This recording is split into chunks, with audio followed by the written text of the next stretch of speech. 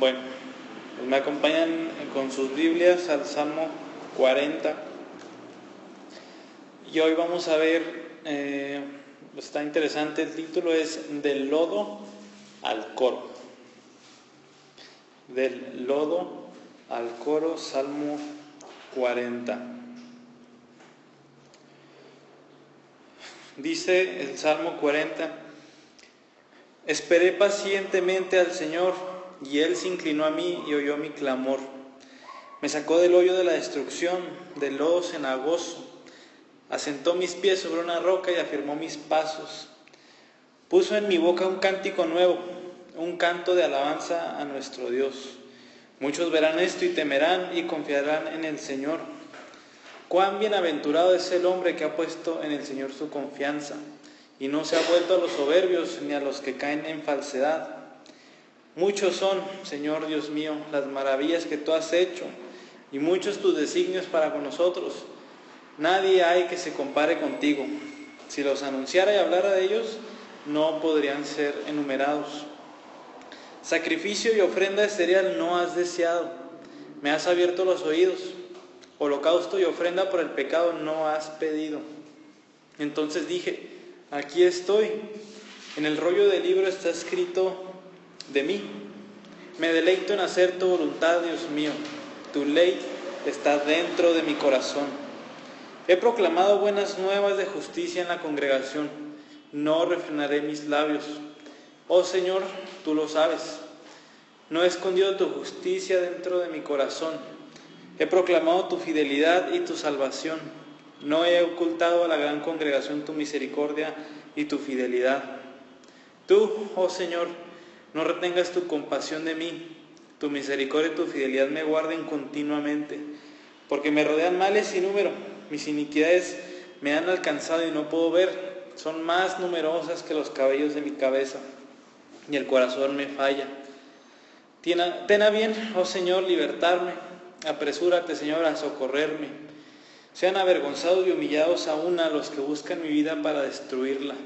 Sean vueltos atrás y cubiertos de ignominia los que se complacen en mi mal.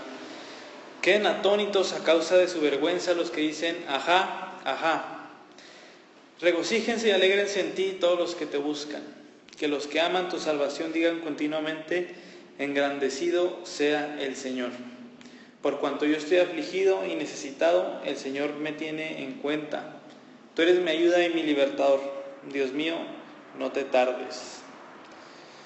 Muchos son los testimonios de los cristianos a lo largo de la historia, que a pesar de muchas dificultades, muchos problemas, pues muchas cosas adversas, han podido llegar al final de ellos, siempre de la mano del Señor, confiados en Él y no en ellos mismos.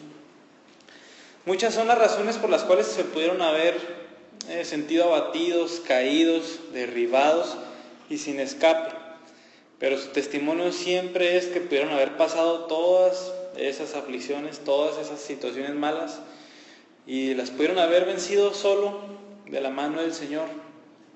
Y siempre las pudieron haber pasado con un gozo profundo en su corazón. ¿Cómo es esto? Pues todos han dicho: porque las he pasado de la mano del Señor. Jesús mismo nos enseñó que en esta vida, ¿qué tendremos? Tendremos tribulación, tendremos aflicción. Los efectos del pecado han llegado a todos lados. Es por eso que pues, las personas y nuestros seres queridos y nosotros mismos vamos a morir por el pecado. Por el mismo pecado es que suceden muchos desastres y muchas tragedias. Es por eso que nuestros periódicos día con día se llenan de situaciones horribles. Es por eso que sufrimos en esta tierra.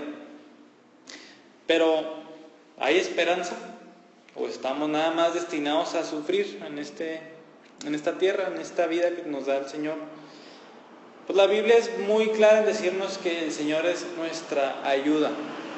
En el versículo que acabamos de citar de Juan 16:33, Cristo dice: en esta vida tendrán aflicción, pero confíen en mí. ¿Por qué?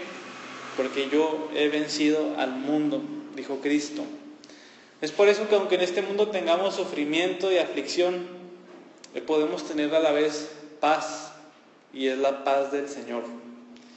Este tipo de gozo, este tipo de paz, es justamente y nada más para los creyentes, para aquellos que confían en el Señor. David, pues el salmista, si se fijan en sus Biblias, dice que lo escribió David en el título del Salmo, encontró mucho gozo y mucha paz en medio de uno de los peores momentos de su vida. Su experiencia de esta situación quedó registrada en el Salmo 40. Pues no sabemos con exactitud cuáles fueron las circunstancias, porque el Salmo no las dice, pero lo que sabemos es que fueron extremadamente dolorosas. Pues tanta fue su agonía que la comparó con un horrible hoyo en el cual cayó. En medio de ese horrible hoyo, pues David puso su confianza en el Señor.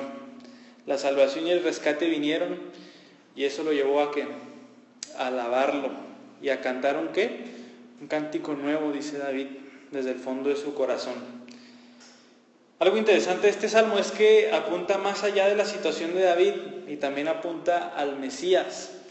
Vamos a ver que los versos del 6 al 8 son citados en Hebreos 10, del 5 al 10.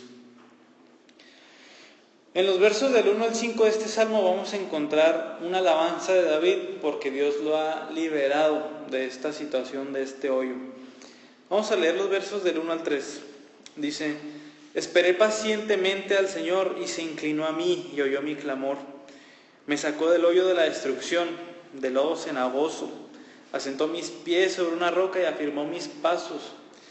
Puso en mi boca un cántico nuevo, un canto de alabanza a nuestro Dios. Muchos verán esto y temerán y confiarán en el Señor. Pues David aquí comienza relatando algo que ya sucedió, un evento pasado, y es una liberación que el Señor le dio. ¿Qué es lo primero que nos dice David? Lo primero que nos dice David es que clamó a Dios, buscó a Dios, oró a Dios y confió ¿en quién? En Dios, para su salvación, para su liberación de esa dificultad. Tanta fue su fe que David dice: esperé pacientemente al Señor. En el hebreo dice: esperando, esperé. ¿Por qué dice eso en el hebreo? Porque si se repiten las palabras significa que es un énfasis muy grande en eso. Entonces muestra cuán pacientemente estuvo David esperando en el Señor. ¿Qué nos dice esto? Nos dice que se parecen mucho a las palabras que dijo Jesús en Lucas 11:9, que para obtener algo del Señor, ¿qué tenemos que hacer? Tenemos que pedir, tenemos que buscar y tenemos que tocar. ¿Para qué? Pues para poder hallar. De ahí viene la palabra esperanza. La esperanza es esperar, y en la Biblia esperanza es esperar en el Señor, confiados en que Él nos escuchará y que Él actuará. Por eso Romanos 5:5 nos dice que esa esperanza en la que habla la Biblia no decepciona. Esa esperanza no desilusiona. Esto es totalmente verdad. Y basta terminar de leer el Salmo 40, el verso 1, Dice: esperé pacientemente al Señor. ¿Y qué pasó después? Él se inclinó a mí y oyó mi clamor. O sea, si clamamos solo a Dios y esperamos solo en Él, lo que Él va a hacer es inclinarse y escuchar nuestro clamor. Pues no, ese clamor no se va a quedar al aire, ese clamor lo va a escuchar el Señor. El hecho de que el Señor se incline a escucharnos es porque Él está mucho más arriba y mucho más alto que nosotros. Él es tan santo y tan puro que no podemos llegar a Él si no es que tenemos un mediador entre nosotros y Dios. ¿Y quién es? Es Jesucristo, el justo, dice 1 Timoteo 2:5. Es por eso que podemos acudir al Señor y es por eso que Él se puede inclinar a escucharnos. Es por eso que Él se puede inclinar a realizar nuestras peticiones. ¿Por qué? Porque tenemos un mediador, porque se puede inclinar a nosotros. Y hablando sobre esta paciencia que tuvo David, ¿tú qué tan paciente eres cuando clamas y oras a Dios? Muy probablemente una de las razones por las cuales no recibes lo que pides es porque no pides lo suficiente. No esperas lo suficiente y no tienes la esperanza de la que habla la Biblia. Así que lo que tienes que hacer es esperar en el Señor, orar a Él y sentarte pacientemente a esperar su respuesta y a estar continuamente orando, continuamente pidiéndole al Señor. David, ¿cómo describe su situación? David dice que su situación fue como un hoyo de la destrucción, un lodo cenagoso. Cenagoso es como fangoso, son las mismas palabras. Pues esta imagen describe una agonía severa, de la que no se iba a escapar David solo. La imagen del hoyo pues describe una situación donde David necesita que alguien lo saque de ahí. Imagínense un gran hoyo, un pozo si quieren, muy alto en el cual ustedes se caen. ¿Cómo se van a salir de ahí? No van a poder hacerlo si es que alguien no los ayuda. Imagínense la frustración de estar en un hoyo. Así estaba David. Su situación fue tal que así se encontraba, desesperado, gritando, buscando ayuda. ¿Por qué? Él no iba a salir solo de ese hoyo. También dice que es como un lodo fangoso o cenagoso. Igual que el hoyo, del lodo no podemos salir nosotros mismos. Si intentamos salir nosotros mismos, ¿qué pasa cuando estamos en un lodo? Nos hundimos todavía más. Es por eso que David escribe su situación de esa manera. Dice, no puedo salir de esta situación. Por más que intento, lo único que encuentro es que me hundo más. Necesito a alguien que me saque de esa situación. El Salmo no especifica qué le pasó a David. O sea, ¿cuál fue este hoyo? ¿Cuál fue este lodo? No dice el Salmo qué fue. ¿Qué pudo haber sido? Pudo haber sido pecado personal. Pudo haber sido una adversidad, dificultad familiar, angustia emocional o inclusive un enemigo que estuviera atrás de David. Pero así como pudo haber sido cualquier situación así, no importa en cuál hoyo te encuentres tú, no importa, bien puede ser cualquier situación. Independientemente del hoyo, entonces lo que hizo Dios fue intervenir y fue rescatar a David. ¿Y cómo lo hizo? Dice el Salmo, asentó mis pies sobre una roca y afirmó mis pasos. Esto nos dice que de las arenas movedizas, del lodo fangoso e inestable, ¿lo puso ¿dónde? Sobre una roca sólida, sobre una roca firme. ¿Qué nos dice? Que Dios le proveyó refugio, estabilidad y seguridad a David después.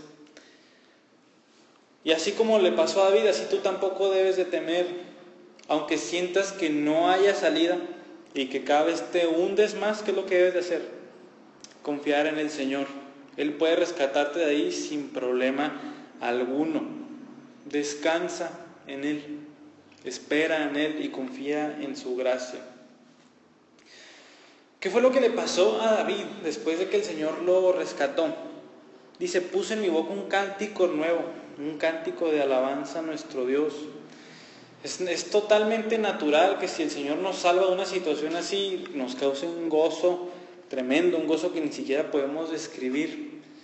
David cantó ese cántico nuevo que sale de un corazón transformado, un corazón agradecido. Este cántico nuevo obviamente es una alabanza a Dios. Y así es como tú debes de manifestar tu agradecimiento a Dios cuando te ayude, cuando te rescate, cuando te salve de alguna situación. ¿Cómo? Alabando a Dios, mostrándole lo agradecido que está tu corazón con Él. Es una manera increíble y muy apropiada de agradecer a Dios, alabándole. También el corazón de David estuvo tan lleno de agradecimiento que lo que se hizo fue proponerse a dar testimonio a los que no conocen a Dios. Si se fijan ahí al final del verso 3, dice, muchos verán esto y temerán y confiarán en el Señor. Así que su alabanza y su manera de vivir, agradecida por lo que Dios ha hecho, va a servir para dar testimonio a los que no conocen a Dios. ¿Y qué es lo que va a causar en los no creyentes la manera de vivir de David? Dice, ellos van a temer y van a confiar en Dios. ¿Es esa la manera en la que vives? Si tú profesas ser cristiano, si tú profesas que Dios te ha perdonado en tus pecados, esa debe ser tu manera de vivir. Y ese debe ser uno de tus propósitos. Que los demás vean tu vida y puedan temer y confiar en el Señor después de que vean tu propio testimonio. Esa es nuestra meta. Que los demás puedan ver la luz en nosotros. Que los demás puedan llegar un día a temer y a confiar en el Señor junto con nosotros. Y en los versos del 4 al 5 vamos a leerlos, dice: cuán bienaventurado es el hombre que ha puesto en el Señor su confianza y no se ha vuelto a los soberbios, ni a los que caen en falsedad. Muchas son, Señor Dios mío, las maravillas que tú has hecho, y muchos tus designios para con nosotros. Nadie hay que se compare contigo. Si los anunciara y hablara de ellos, no podrían ser enumerados. Entonces David ahora reflexiona sobre todos los que han hecho lo mismo que él. ¿Qué ha hecho David? Confiar en Dios. Reflexiona sobre todos los que han confiado en el Señor. ¿Y cómo los describe David? Como bienaventurados. O sea, cuán bienaventurado es el hombre que ha puesto en el Señor su confianza. Entonces, este fue David y este debemos ser tú y yo. ¿Qué es bienaventurado? Bienaventurado es abundantemente feliz, abundantemente bendecido por Dios. Una bendición que nada más los que creen en el Señor pueden tener. Un no creyente no puede ser bienaventurado. Y es por eso que David pinta como un contraste. Dice, si quieres ser bienaventurado, confía solamente en ¿quién? En el Señor. Nada más en Él. ¿Para qué? Para tu salvación de tus pecados, para la liberación de tus problemas, de tus angustias, de las dificultades. Dice David, bienaventurado aquel que no se ha vuelto a los soberbios. Esto es que no debemos de ser soberbios. Esto es que cuando estemos en necesidad, en apuros, no confiemos en nosotros mismos. La Biblia condena ese pecado gravemente, el pecado del orgullo. Una cita es 1 Pedro 5:5. Dios resiste a los soberbios y da gracia a los humildes. También el contraste está en el que confía en el Señor y en el soberbio, y también en quién. Dice, ni a los que caen en falsedad. ¿Quiénes son estos? Los que caen en falsedad son los que caen en idolatría. Eso es el confiar en la falsedad. Alguien que de verdad ha conocido al Señor, alguien que de verdad ha experimentado esa fe y ese nuevo nacimiento, es imposible que algún día se vuelva a los falsos ídolos, a los falsos dioses. Entonces tú nunca debes de tener un corazón soberbio. Tienes que ser humilde para que el Señor siempre te responda. Él da gracia a los humildes.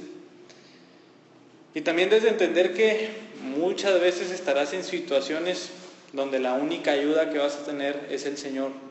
Tú no te vas a sacar solo de ahí, y ningún falso Dios te va a sacar de ahí, ningún santo, ninguna otra persona te va a sacar de ahí. Solamente el Señor. Y David en el verso 5 nos ayuda a meditar en todo lo que ha hecho Dios por nosotros en las cosas pasadas, y eso son las maravillas. Si ustedes leen el verso 5, las maravillas son los hechos pasados que el Señor ha hecho con nosotros. Y también nos está ayudando a meditar en lo que hará por nosotros. Esos son los designios. Los designios son como que los planes de Dios para con nosotros. Entonces por eso David nos ayuda a meditar en lo que ha hecho Dios por nosotros y en lo que hará con nosotros. Y así como David, nosotros debemos de meditar en todas sus bendiciones, en todas sus liberaciones y en todo lo que ha hecho por nosotros hasta el mismo día de hoy. Si lo hacemos, si nos damos unos momentos para hacerlo, vamos a ver la gran fidelidad y la gran bondad de Dios para todos nosotros, para todos los que hemos confiado en Él. Y también, si miramos y confiamos en que sus designios son como para con nosotros, obviamente son buenos, los planes de Dios para nosotros son buenos. Si confiamos en eso, vamos a ver que no tenemos que tener temor ni miedo de lo que venga. Si Dios tiene buenos designios y planes perfectos para nosotros, pues, ¿qué debemos de temer? Que venga lo que venga, yo estoy agarrado del Señor, debemos de ser así. Entonces, sean cosas buenas o sean cosas malas, tenemos que estar seguros que estamos bajo el cobijo de Dios, estamos bajo la mano de Dios. Dios está viendo siempre nuestro bien. Si contáramos todas esas maravillas que el Señor ha hecho con nosotros, si contáramos todos esos designios que tiene para nosotros, ¿con qué número es? Dice David, no podrían ser enumerados. Tenemos que ser honestos y concluir con David eso. No debemos decir, no, sí, el Señor de vez en cuando me ha ayudado. Sí, el Señor ha de tener 1 o 2 planes para mí. No, el Señor ha hecho muchísimas maravillas con cada uno de nosotros. Es por eso que debemos de meditar en ello. Y también sus planes con nosotros no lo sabemos, pero tenemos la fe y la seguridad de que son muchos y muy buenos para nosotros. De tal manera que son sin número, no los podríamos contar. Y así Dios nunca se deja sin testimonio para enseñarnos su bondad y su fidelidad. Nomás volteando a ver sus maravillas sabemos que Dios es fiel. Y confiando en sus designios, en sus planes, sabemos que el Señor es bueno también. Y es por eso dice David que nadie hay que se compare contigo, Dios. Absolutamente nadie. En los versos del 6 al 8 termina la alabanza de David y nos muestra como un compromiso firme que va a hacer con el Señor. De la alabanza pasa a ser un compromiso. Entonces lo que fluye de estos versos del 6 al 8 es alguien que ha probado la bondad y la fidelidad de Dios, alguien que ha confiado en Dios y que Dios le ha respondido. Vamos a leer los 3 versos. Dice, sacrificio y ofrenda de cereal no has deseado, me has abierto los oídos, holocausto y ofrenda por el pecado no has pedido. Entonces dije, aquí estoy, en el rollo del libro está escrito de mí. Me deleito en hacer tu voluntad, Dios mío. Tu ley está dentro de mi corazón. Aquí la frase clave de estos 3 versículos es, me has abierto los oídos. David está muy familiarizado con lo que era la iglesia en su tiempo. El asistir al templo, escuchar la exposición de la ley, ofrecer sacrificios, ofrendas, holocaustos en determinadas fechas o ofrendas libres. David conocía todo eso y lo practicaba. O sea, si lo queremos trasladar a nosotros, David estaba familiarizado con venir a la iglesia, cantar los domingos, ofrendar, escuchar la predicación, asistir a las reuniones de adoración. David sabía todo eso y él lo hacía. Pero ¿de qué le ha abierto los oídos el Señor? En otras palabras, ¿qué es lo que David ha entendido ahora que antes no entendía? Bueno, lo que hizo Dios fue abrirle los oídos para entender que todas esas acciones por sí solas no tienen ningún valor. Puedes hacer todo eso y delante de Dios no significa absolutamente nada. Algo que quiero que entendamos hoy es que los creyentes del Antiguo Testamento no agradaban a Dios nada más por el simple hecho de dar las ofrendas y de dar los holocaustos y de hacer todo eso. Así como ahora, a Dios no le interesa que vengas a la iglesia, no le interesa que ofrendes, no le interesa que vengas a la escuela de teología, no le interesa nada de eso. Entonces, ¿qué le interesa a Dios? Esa es la gran pregunta. O sea, ¿qué es lo que ha deseado, lo que nos pide Dios? A lo que Dios le interesa es nuestro corazón. Que todas esas acciones, que todas esas actividades que acabamos de mencionar, las hagamos de corazón, las hagamos por amor al Señor.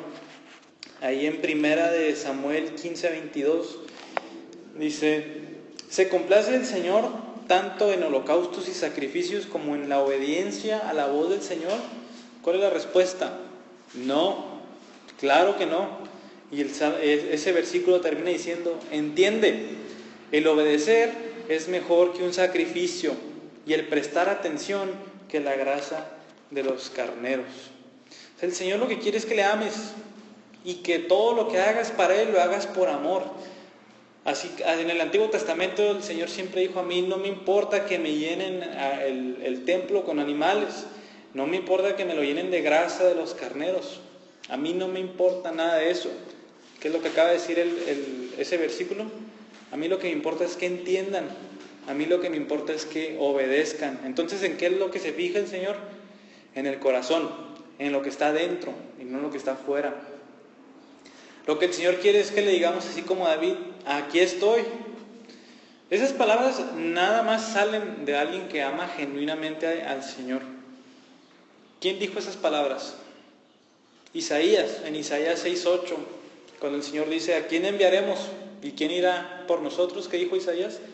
Aquí estoy, Señor, aquí estoy, envíame a mí, yo quiero servirte. Y así es como tú debes de presentarte delante del Señor todos los días. Todos los días debes de decir al Señor, aquí estoy, haz lo que quieras conmigo, Señor. Si tú quieres que haga esto, yo lo voy a hacer. Hay una frase interesante en el verso 7 que dice, en el rollo del libro está escrito de mí. Y tú debes de decir eso junto con David, que en el rollo está escrito sobre ti. El rollo obviamente es la palabra de Dios. ¿Cómo puedes estar tú en la Biblia? ¿Cómo puede estar escrito de ti en la Biblia? Bueno, en la Biblia viene cómo debemos de presentarnos al Señor. En la Biblia viene todo lo que debemos de hacer para el Señor. En la Biblia viene todo lo que nos manda a hacer. Por ejemplo, antes pues venía qué debemos hacer de los sacrificios, qué deberían de ser de las ofrendas, etc. Y ahora, ¿qué es lo que viene sobre nosotros? Sobre cómo debemos de acercarnos al Señor, cómo debemos de orar, cómo debemos de servirle, etcétera, etcétera. Todo eso viene y se trata acerca de nosotros, se trata acerca de ti. Espero que cada vez que leas todos esos pasajes, veas que están hablando sobre ti. Todo eso habla sobre que todo lo que nos pide el Señor lo debemos de hacer por amor y por obediencia. Hay unos versículos que quiero leerles. El primero es 1 Corintios 10:31. Dice, entonces, ya sea que coman, ya sea que beban o que hagan cualquier otra cosa, háganlo todo para la gloria de Dios. Ese es el mensaje que está hablando este mismo salmo. Haz todo lo que tú quieras, pero hazlo para la gloria de Dios. Colosenses 3:17 también dice, y todo lo que hagan, de palabra o de hecho, háganlo todo en el nombre del Señor Jesús, dando gracias por medio de Él a Dios el Padre. Y también ahí mismo en Colosenses 3, el verso 23 dice, todo lo que hagan, háganlo de corazón, como para el Señor y no para los hombres. Entonces, este tipo de acciones de corazón que el Señor nos pide que hagamos. Nunca de rutina, nunca monótonamente, nunca porque lo tenemos que hacer, sino ¿cómo? Por obediencia y por amor al Señor. De tal manera que el resumen de esto se encuentra en el verso 8, ahí en el Salmo. Dice, me deleito en hacer tu voluntad, Dios mío. Tu ley está dentro de mí. La única manera en la que te puedes deleitar en hacer lo que Dios te pide es cuando su ley esté en tu corazón. O sea, si la Biblia dejara de ser un libro más para ti, si la llegas a ver por lo que es, ¿qué es? Es la palabra de Dios. Cada vez que la Biblia, que la lees, Dios te está hablando. Por ejemplo, en Mateo 22, quiero que veamos nada más en qué tan alta estima tenía el Señor Jesús a la Biblia. Dice Mateo 22, 31. Cuando Jesús está refutando a los saduceos, dice, y en cuanto a la resurrección de los muertos, ¿no han leído lo que les fue dicho por Dios? Y enseguida cita el Antiguo Testamento. Fíjense, el Señor Jesús cuando les dice que si le han leído la Biblia, dice, ¿no han leído lo que qué? Lo que fue dicho, lo que Dios habló, no lo que Dios escribió, no lo que Moisés escribió, sino lo que qué? Lo que Dios dijo. Si tienes la misma teología de Jesús acerca de la Biblia, vas a tener que obedecerla, vas a tener que leerla, vas a tener que meditar en ella. ¿Hasta qué punto? Hasta que su ley, hasta que la Biblia esté en tu corazón, hasta que la puedas memorizar, hasta que la puedas vivir. Esa es la consecuencia de saturarnos de la palabra y de hacerlo de una manera correcta, que la practiquemos. Santiago dejó muy claro la relación entre el leer la palabra y en vivirla en Santiago 1:22. ¿Qué es lo que dice? No sean solamente oidores, sino que hacedores de la palabra. Ojo, al principio dice no solamente sean oidores, o sea, obviamente tenemos que oírla, obviamente tenemos que leerla, pero también hacerla, cumplirla, vivirla. Estos 3 versos, les comenté al principio, se citan en Hebreos capítulo 10, verso del 5 al 7, aplicándolos al Señor Jesús, al Mesías, a Cristo. El mensaje de Hebreos es que es imposible que por la sangre de toros y por la sangre de machos cabríos pueda ser quitado el pecado de nosotros. Por lo cual, ahí es cuando viene el verso 6, sacrificio de ofrenda de cereal no has deseado. Por lo cual, Cristo vino a morir por nosotros y por su sacrificio sí quita el pecado de nosotros. Y siguiendo los mismos versículos, el autor de Hebreos dice que Cristo le dijo al Padre, aquí estoy, en total obediencia cuando vino a la tierra. Y vino a vivir una vida de total obediencia. Lo que Cristo vino a hacer fue morir y resucitar para cumplir su perfecta obra. Y todo eso, podemos decir en el verso 7, estaba escrito. En el rollo del libro estaba escrito de mí. Y mejor que nadie se puede decir eso del Señor Jesús. Y hablando sobre ese sacrificio, es solamente por el sacrificio de Cristo en que puedes ser salvo. No por la sangre de machos, cabríos, ni de toros, sino solamente por la sangre de Cristo. Entonces la pregunta es, ¿has confiado en ese sacrificio perfecto? Una vez que David ha hecho ese compromiso firme en los versos del 6 al 8, ahora viene su proclamación sobre cómo va a hablar de eso a los demás. Vienen los versos del 9 al 10. Vamos a leerlos. Dice, he proclamado buenas nuevas de justicia en la congregación. No refrenaré mis labios, oh Señor, tú lo sabes. No he escondido tu justicia dentro de mi corazón. He proclamado tu fidelidad y tu salvación. No he ocultado a la gran congregación tu misericordia y tu fidelidad. Entonces, una vez que David canta una alabanza por la liberación del Señor, y una vez que le ha hecho un compromiso firme de ¿qué? De obedecer de corazón al Señor, lo que hace es, de su corazón emana un corazón agradecido y de alabanza, de eso estamos de acuerdo. Pero eso lo va a llevar a testificar y a proclamar estas buenas noticias o buenas nuevas a los demás. Y este es el deber de todo cristiano. Entonces ese es tu deber. Debes de proclamar las maravillas que Dios ha hecho en ti. Y específicamente dice el verso 9, tienes que proclamar que las buenas nuevas de justicia. ¿Qué es esto? El Evangelio de Cristo. Entonces, ¿qué dice el verso 9?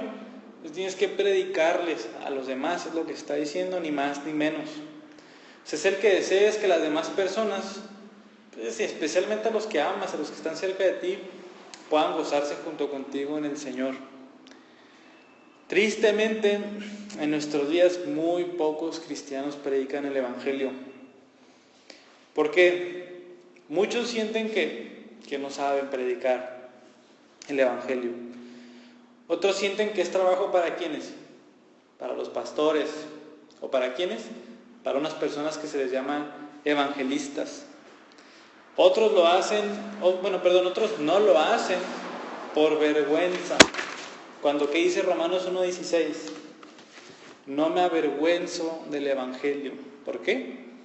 Porque es poder de Dios para salvación. No hay otra manera en que alguien pueda ser salvo sino por el poder del Evangelio de Cristo. No sé cuál sea el motivo por el cual tú no prediques el Evangelio, pero lo que tienes que saber es que estás desobedeciendo al Señor. Ahí al final del Evangelio de Mateo, en Mateo 28, del 18 al 20, ¿qué es lo que dice Jesús? Vayan y hagan discípulos a todas las naciones, enseñándoles todas las cosas que yo les he dicho. Sí, bueno, eso es el mensaje y el mandato directo del Señor Jesús sobre predicar el Evangelio. Si no lo haces, entonces no te estás identificando con David en los versos del 6 al 8. Los versos del 6 al 8 son muy bonitos, pero si no predicas el Evangelio, no puedes identificarte con ellos. Tienes que sentir una pasión por las almas perdidas. Tienes que sentir una pasión por las almas que estaban como tú antes de conocer al Señor. Tienes que tener una pasión para que los demás puedan gozarse en el Señor junto contigo. Así como David, tienes que hacer un compromiso de que no refrenarás tus labios, dice el verso 9. Dice, no refrenaré mis labios, oh Señor, tú lo sabes. Pues este es un compromiso de no callar el Evangelio con nadie. Esto es hablar a todas las personas cuando tengas la oportunidad de hacerlo. No puedes pasar tanto tiempo hablando con un no creyente sin no meter en la conversación el Evangelio. Lo que es asombroso del verso 9 es que David podía apelar a que Dios conocía que no iba a refrenar su boca. O sea, puedes tú tener la misma seguridad que David. Puedes decir como David, Señor, no refrenaré mis labios y tú lo sabes. O más bien tú dices, Señor, tú sabes que sí voy a refrenar mis labios. También en el verso 10 David puede negar con mucha seguridad y 2 veces que no ha callado ni se ha guardado de hablar del Señor, acerca del Señor. Y otra vez se podría decir lo mismo de ti. Vean otra vez el verso 10 que dice David, no he escondido tu justicia, he proclamado tu fidelidad, no he ocultado a la gran congregación tu misericordia y tu fidelidad. ¿Se pueden decir esas cosas de ti? Bueno, lo que espero que este salmo te pueda ayudar a que prediques el Evangelio, a traer las buenas nuevas de salvación a los que no la han escuchado. Y finalmente, en los versos del 11 al 17, David hace una petición final. Una vez que David alaba al Señor, una vez que David ha hecho un compromiso firme de servir al Señor de corazón, y una vez que también hace un compromiso de proclamar a los demás sobre el Señor, David hace unas peticiones y hace 3 peticiones. Vamos a ver la primera petición, se encuentra en los versos del 11 al 12, dice, tú, oh Señor, no retengas tu compasión de mí, tu misericordia y tu fidelidad me guarden continuamente, porque me rodean males sin número, mis iniquidades me han alcanzado y no puedo ver, son más numerosas que los cabellos de mi cabeza y el corazón me falla. Entonces, la primera de las peticiones de David es que Dios no retire ¿qué? Su compasión, su misericordia y su fidelidad de Él. El punto central de la primera petición son las transgresiones de David, sus iniquidades, sus pecados. David más que nadie sabía que no estaba exento de pecado. David más que nadie sabía que él no era perfecto. Al contrario, David en un salmo tras otro confiesa que él ha pecado. Tan solo este salmo que dice, mis iniquidades me han alcanzado y no puedo ver. ¿Cuántas son las iniquidades de David? Son más numerosas que los cabellos de mi cabeza. Espero que David no haya sido pelón, ¿verdad? David conoce la raíz del problema. ¿Y dónde se encuentra? En el corazón. El verso 12 al final. Y el corazón me falla. Es por eso que peca David continuamente. Es por eso que David, declarándose un pecador, apela a estos tres atributos de Dios: a su compasión, a su misericordia y a su fidelidad. Entonces David sabía que la vida cristiana pues, se trata de santificarse día con día.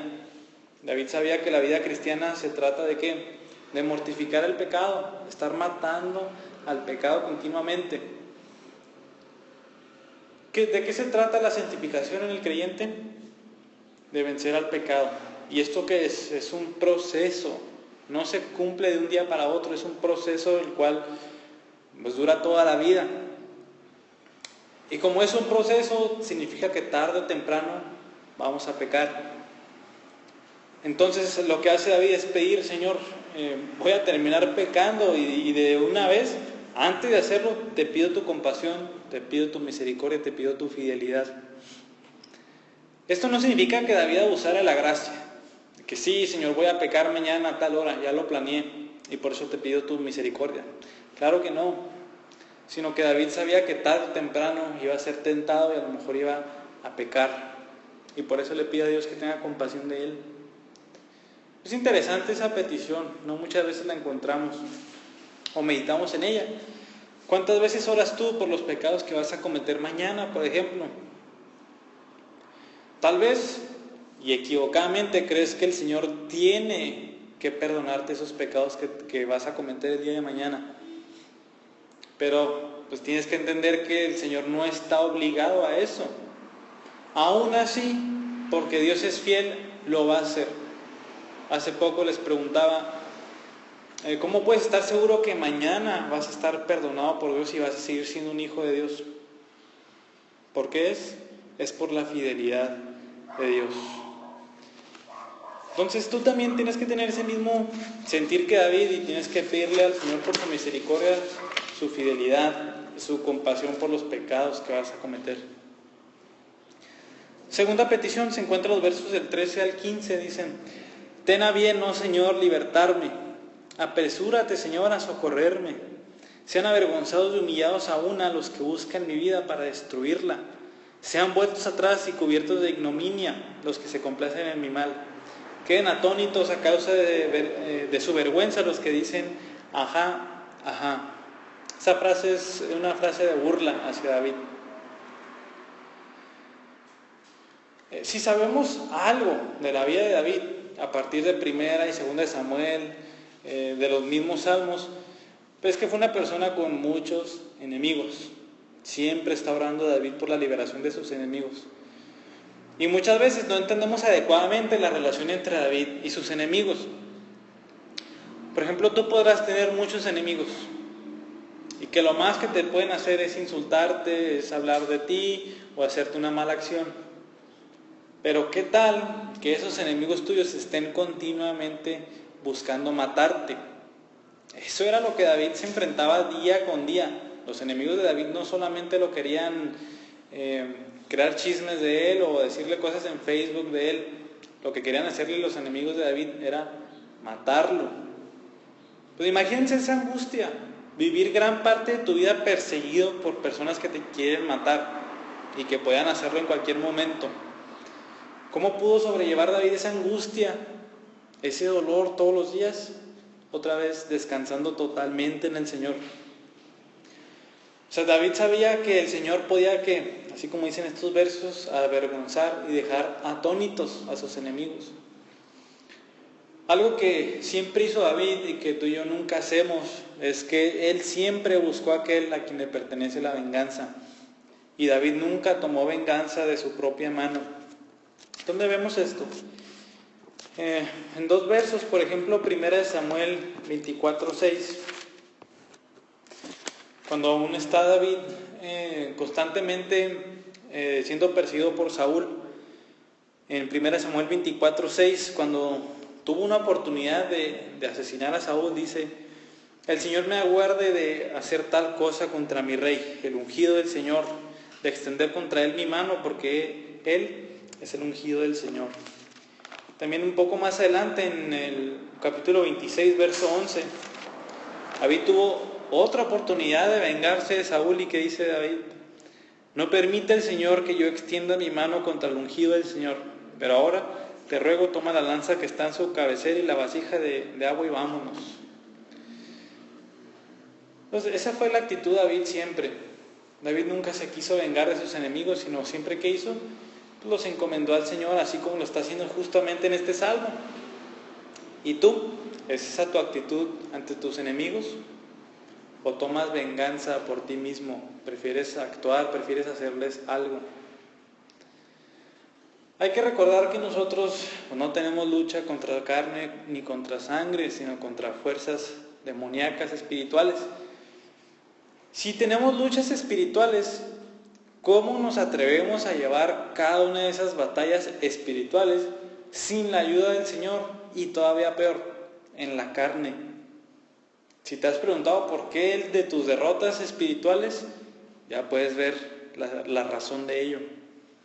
Entonces, ante tus batallas espirituales, ¿qué debes de hacer? Igual que David en este salmo, depender del Señor para todas tus batallas y para protección. Última petición, versos 16 y 17. Dice: regocíjense y alégrense en ti todos los que te buscan, que los que aman tu salvación digan continuamente: engrandecido sea el Señor. Por cuanto yo estoy afligido y necesitado, el Señor me tiene en cuenta. Tú eres mi ayuda y mi libertador. Dios mío, no te tardes. La siguiente petición de David es que todos los que buscan al Señor se regocijen y se alegren como Él. David ha experimentado el perdón de Dios por sus pecados, su salvación de muchas situaciones, la liberación de muchas otras aflicciones, especialmente esta aflicción del Salmo 40, este hoyo, este lodo en el que se encontró. Y muchas son las maravillas que David ha experimentado. Y esa relación entre David y el Señor, ¿cómo era? Era de un deleite, era de un gozo, era de alegría. Y es así como quiere David que todos los demás que confían en Él se relacionen con el Señor, regocijándose y alegrándose en el Señor. Si tú has conocido y has probado la bondad del Señor, vas a poder hacerlo junto con David. Vas a poder entenderlo perfectamente. Estos versículos nos enseñan que David era un hombre celoso de la gloria de Dios. ¿Por qué? ¿Qué es lo que está pidiendo ahí en el verso 16? Que los que aman tu salvación digan continuamente: engrandecido sea el Señor. Lo que quiere David es que los creyentes que hagan lo engrandezcan, lo alaben, lo glorifiquen. Ese es el anhelo de David, que todos estén continuamente engrandeciendo al Señor. ¿Y tú tienes ese mismo celo? ¿Tú eres celoso de la gloria de Dios? ¿Te preocupas que los demás creyentes engrandezcan al Señor? Esto lo podemos hacer de muchas maneras. Si ves que un creyente, un hermano en Cristo, no está viviendo conforme el Señor nos manda, pues tienes que decirle, porque no está engrandeciendo al Señor. O si vive una vida que simplemente no agradece al Señor, también debemos de decirle que debe de engrandecer al Señor, debe de alabarlo y debe de glorificarlo. Por último, la última petición de David, ¿cuál es? Son las últimas palabras que vienen en el Salmo. Dice David: Dios mío, no te tardes. Muchas son las peticiones que David le ha pedido. Muchas son las dificultades y los problemas que le venían día a día. Pero él confiaba siempre en el Señor. A lo mejor la mejor descripción de David es la que se encuentra en el verso 17, que dice: por cuanto yo estoy afligido y necesitado. A pesar de que esa sea su descripción, él sabía que el Señor siempre lo tomaría en cuenta. Dice: el Señor me tiene en cuenta. Y ante eso es por eso que le pide: Señor, no te tardes. A pesar de que yo espere pacientemente, Señor, no te tardes.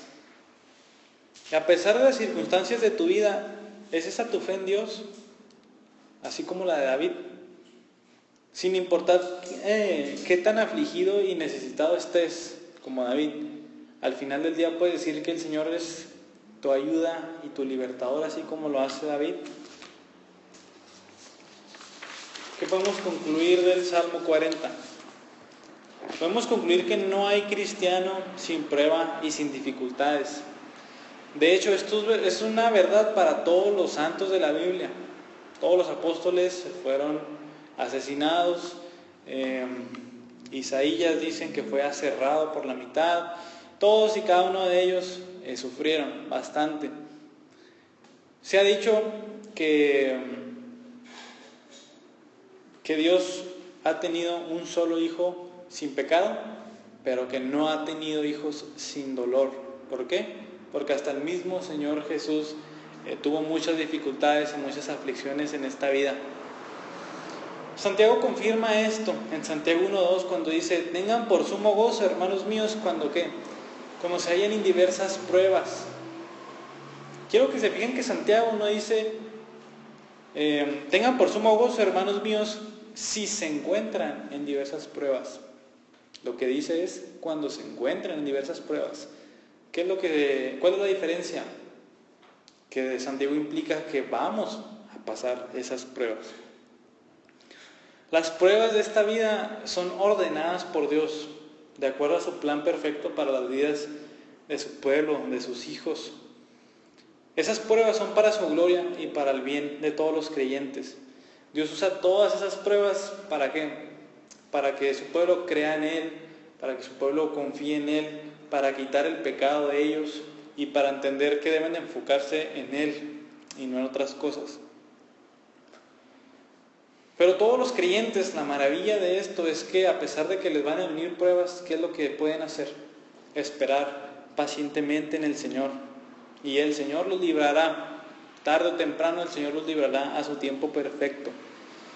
El Señor nos va a sacar del lodo y nos va a poner sobre la roca.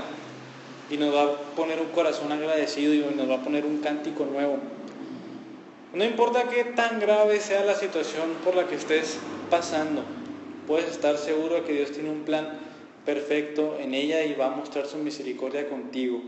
Y vas a poder decir como David que el Señor es tu ayuda y es tu libertador. Vamos a orar. Padre, gracias porque en verdad tú eres nuestra ayuda, tú eres nuestro libertador. Porque a pesar de que nos van a venir muchas dificultades y aunque estemos pasando ahorita mismo por cada una de ellas, podemos esperar, Señor, podemos esperar pacientemente en que tú obrarás, en que tú nos rescatarás de este hoyo, en que tú nos rescatarás de este lodo fangoso y cenagoso y nos pondrás sobre la roca, nos pondrás sobre roca firme. Y eso nos llevará a la alabanza, Señor. Y cuán bienaventurado es todo aquel que confía en ti, Señor. Todo aquel que no es orgulloso, todo aquel que no confía en ídolos, sino todo aquel que confía solamente en ti. Señor, ayúdanos a tener también un compromiso firme, un compromiso de alabarte, un compromiso de servirte por amor, de corazón. Señor, a ti no te agrada los sacrificios, a ti no te agrada que vengamos aquí y que hagamos muchas cosas por rutina. Lo que a ti te agrada es que lo hagamos por obediencia. Lo que a ti te agrada es que entendamos que lo tenemos que hacer con un corazón agradecido, lleno de amor. Señor, crea en nosotros ese corazón. Perdónanos si lo que hacemos es por rutina o si no entendemos bien sobre cómo debemos de acercarnos y cómo debemos de alabarte. Señor, ante las pruebas siempre ayúdanos a dirigir nuestra mirada y nuestra confianza solo en ti. Te damos muchas gracias porque es lo que nos enseña este salmo y lo que debemos de hacer nosotros el día de hoy. Amén.